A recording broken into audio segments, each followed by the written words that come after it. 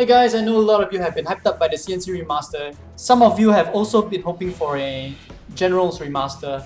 But I don't want to be a wet blanket and all, but the more I read the news around remasters in general, as well as current events, the more I doubt we're getting a Generals Remaster. And in this video, I will cover my reasons as to why, but before we get into the video proper, yeah, I know my 15 seconds asking for subs, which you're probably going to skip anyway, right? I just want to apologize in advance if you find this annoying. But some folks on Reddit say it's better to ask for subs in the beginning of the video, some say ask in the middle, and I'm not sure which one is less annoying while getting the job done, so if you have any opinions on this, just let me know in the comments down below. But even if not, I would like to ask you, my viewers, if you enjoyed this sort of discussion, if you want more Generals related content, give this video a like and hit that subscribe button because it's going to help my channel out greatly. And with that aside, let's get into the video proper.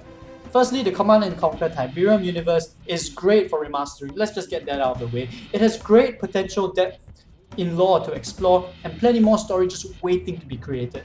Even in the first C&C, there's an infinity of campaign settings. You know, they released covert ops and that already should speak for itself. What would the world do in response to Tiberium? Would it be interesting to explore more of individual countries' reaction to Nord, the GDI, to Tiberium?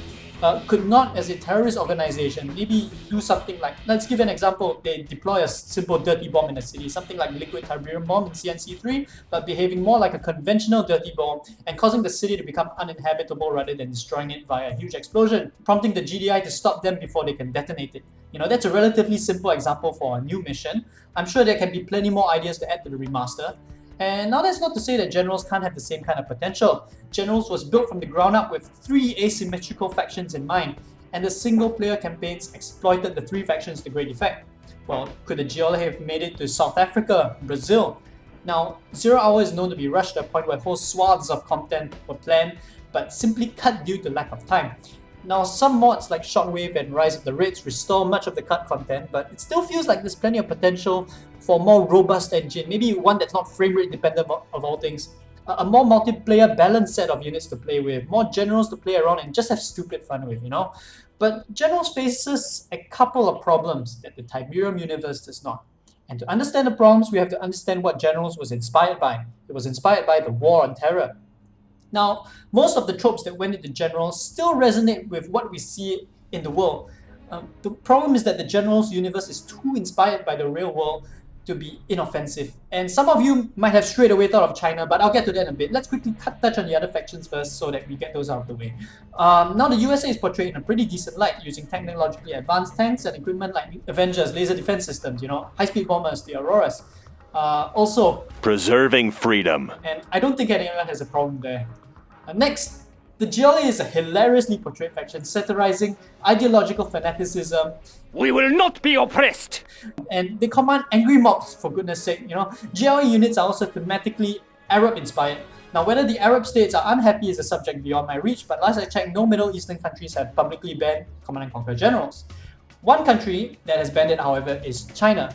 Now, China has banned C&C Generals, and for those familiar with China in the real world, would not find it hard to see why they might do such a thing. There's a lot of satire going in China as it's portrayed in Generals. To start, the People's Army is portrayed as backward, requiring lots of manpower to compensate, and they speak English in a stereotypical Chinglish style, you know. We fight from high place! The Red Guard use bolt-action rifles, which modern armies haven't done since World War II, and receive bonuses named nationalism and patriotism. Come on, their battle masters are based on Cold War era tanks, their tech building is called the Propaganda Center, the Speaker Tower gives battle bonuses and benefits from subliminal messaging upgrade. I could go on, but you get the point. The China faction is bursting at the seams with satire. Furthermore in the story, China uses nuke cannons, which interestingly enough were inspired by an American nuclear artillery piece. Battle Masters and the impractically oversized Overlord tanks have nuclear upgrades, nuclear tank upgrades. All this stuff around nukes is obviously controversial, which is another contributing factor.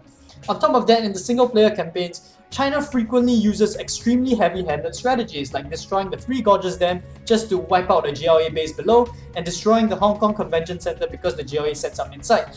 Now, it's not a stretch to see China as a clumsy force incapable of defeating the GLA without lots of collateral damage or resorting to damnable last resorts like nuclear weapons. At the end of the 0 Hour story, China is shown as the good guy liberating Europe, while USA is portrayed as the obvious loser, but this still didn't dissuade China from banning the game outright. So basically, no. China is slighted and portrayed too satirically. And the Chinese government is not known for their appreciation of parodies of themselves. And rather than risk angering the Chinese government, EA would probably rather not touch that can of worms, especially since they have too many games that are probably selling in China that China could use as leverage against EA.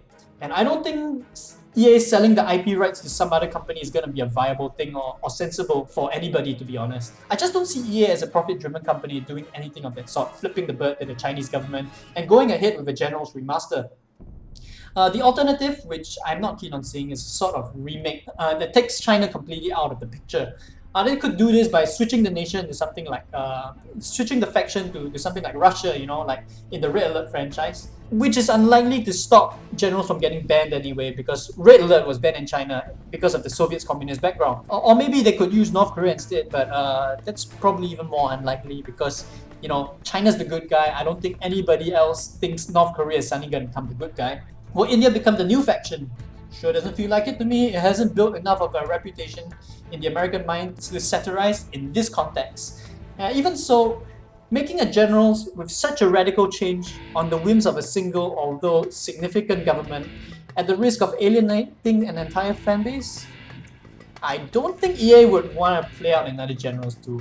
But let's just leave it at that. And this sums up my reasoning for why I think while C&C is a great candidate for remastering, which is a big win for the C&C community, for those in the C&C Generals camp, we'll probably just have to make do with what we have right now. So what do you guys think? Do you think Generals is getting a remaster, or do you think EA will skip this one? Let me know what you think in the comments. I hope you enjoyed this video, and as always, stay safe everyone.